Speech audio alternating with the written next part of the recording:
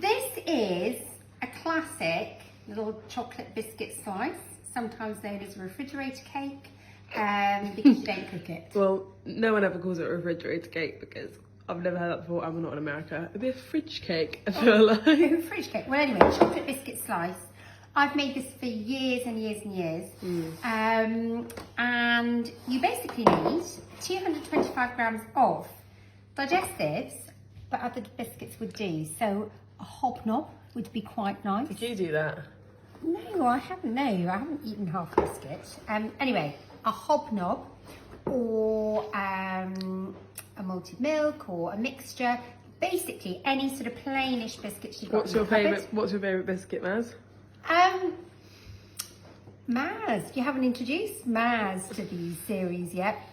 Libby and all her friends call me Maz for some reason, or Little Maz. Mum's just, you know, too generic, like to keep things in. I'm joking. I like a malted milk. I like a malted milk dunked in a cup of tea. That is probably an unpopular opinion. I don't know what my favourite is. I actually think it's Bourbons because they're dairy free. Did you know that? Bourbons are dairy free. You wouldn't imagine that, would you? Anyway, I've got 200 grams of pretty manky looking leftover chocolate chips, dark chocolate chips. You could use any chocolate though, couldn't you? Now, that's going to go on the top. My favourite is dairy milk, okay?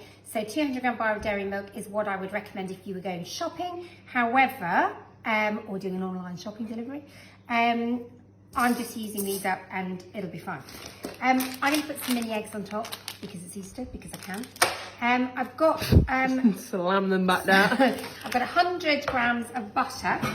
You can use margarine, but make sure it's not a diet margarine. You could use, just as an FYI, dairy-free butter and then Bourneville, because Bourneville is also dairy-free, if you're dairy-free / vegan. Just a little alternative for you all. Alternatively, we're going to go with the butter here. And the chocolate, so I can't eat the whole thing. And then we're going to put in a large tablespoon of golden syrup. I could eat that out of the thing.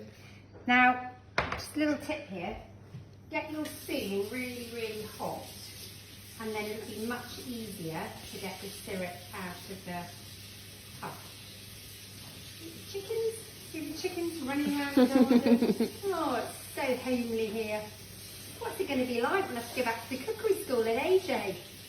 Oh, I'm missing him. Wonder how he's doing. Right, so a nice hot spoon. Oh, that is so nice. We'll get that out much more easily. Just 1 tablespoon. 1 tablespoon. Nice big heaped tablespoon. Right, so... Oh, that smells so good. I didn't know you were a secret golden syrup addict. No, well, I didn't really come down to the kitchen at midnight and start eating it out the can. The golden syrup. So here I've got a little bain-marie. So bain-marie is basically a bowl of simmering water over which you place a glass or a ceramic or a metal bowl, and the gentle heat of the steam will melt the chocolate. Now, a couple of tips here. One, make sure that the water's not bubbling away furiously because it'll hit the bottom of the bowl. 2, make sure the bottom of the bowl isn't actually dipped in the water, because one thing that goes wrong when you're melting chocolate is that the bowl gets too hot. So you want that just a nice gentle... Don't do it in the microwave either, because that's just a recipe for disaster. Yeah, you can overheat it. And overheated chocolate will do what we call seize. It'll go really solid, a bit white, and you'll never be able to melt it again. So on the other ring here, I'm just going to gently melt that butter and syrup. And back to my biscuits. I'm going to just crunch up these biscuits. This lovely tray here, a bit of a different one today from Laura Morris. Yeah, Shout out Laura. Oh, we're missing her as well. Love Laura. Yeah, my lovely seaside tray. Who else should we shout out to? Oh, shout out to Jessie, bought me the elephant. So alternatively, you can crush with the end of a rolling pin. But what we want to end up with is a mixture of coarse breadcrumbs and little lumps, because you want a little bit of texture through the biscuit. Okay, so while everything's melting over there, I'm just going to line the tin.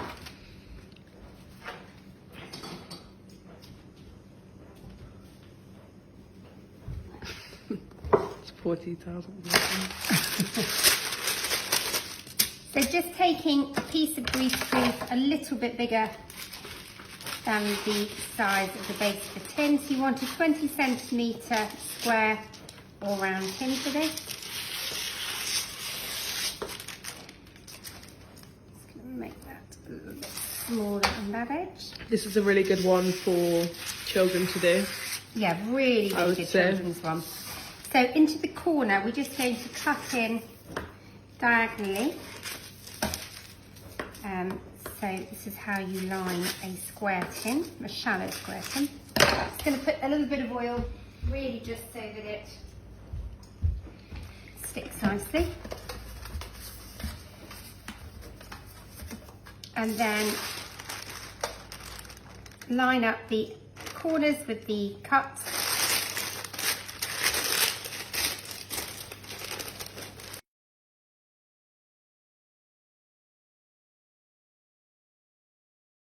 My butter and syrup have melted nicely, so is my chocolate.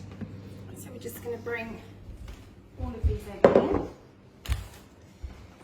Now, I would often put a handful of sultanas or dried cranberries or chopped up glacé cherries in this, but I don't want to suffer the moaning of anybody who doesn't like dried fruit, so you can do it without. But apricots are nice too, particularly if you've got dark chocolate on the top. We're probably, just as an FYI, we're probably going to be dropping this stuff off to food banks in a village near us. So if you guys have got, if anyone's doing any food or is making this and they have got too much, then look up your local food bank. Because this would probably really cheer up someone's day. No, so that's a really good point, Libby. We're obviously we're generating quite a lot more food than we can eat from this filming.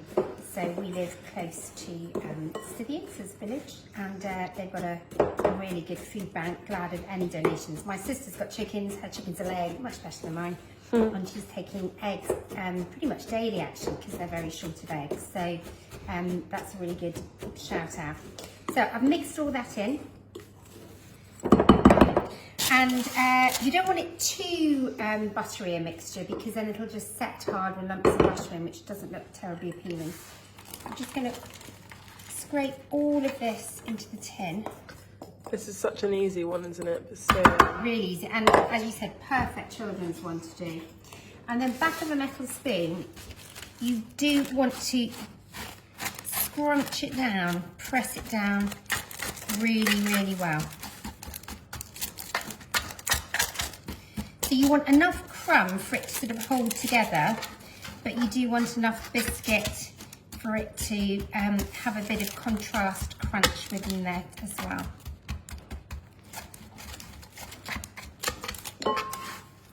Pressing that down as firmly as you can. Try and get a nice flat top as well.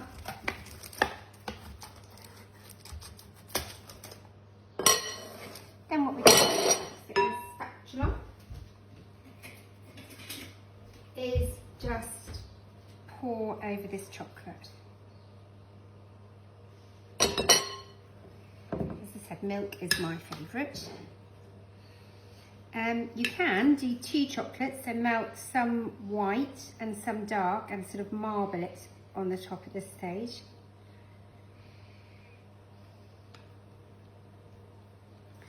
And you just need to be careful when you're spreading the chocolate out that you don't pull up the biscuit from underneath. You ideally want that nice glossy finish on the top. So get every little bit of that out, and then just carefully ease that into the edges and corners.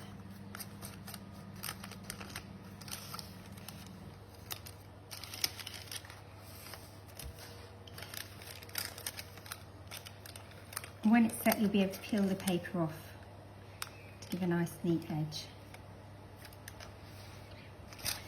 Lastly over here.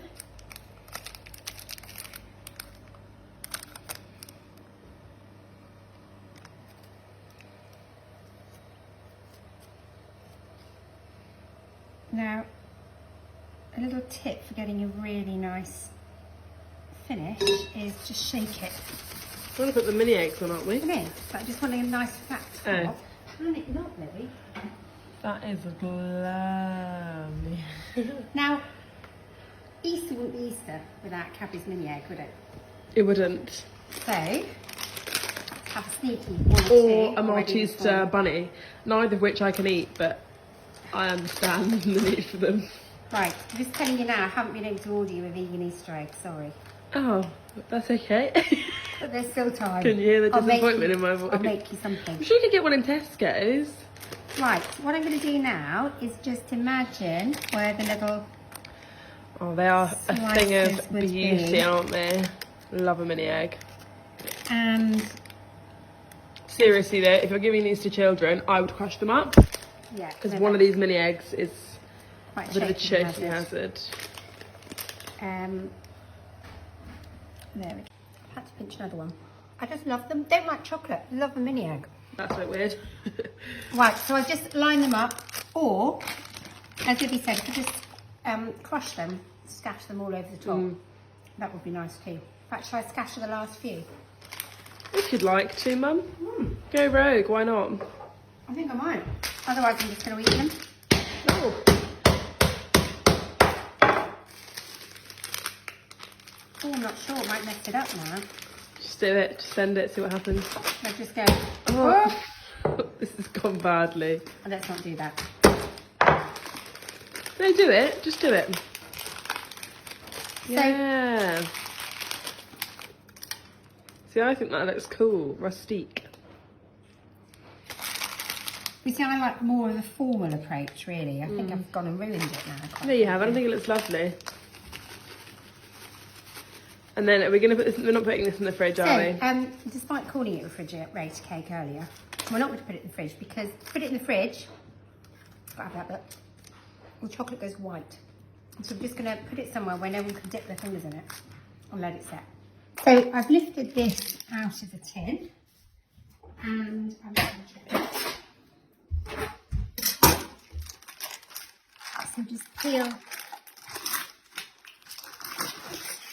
that paper off, and then a nice sharp knife to cut it.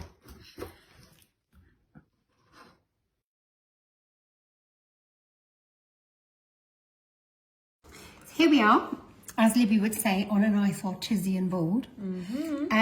Chopped up, ready to go. Lovely present, lovely thing for the children to make, and maybe a nice thing to give instead of a commercial Easter egg this year.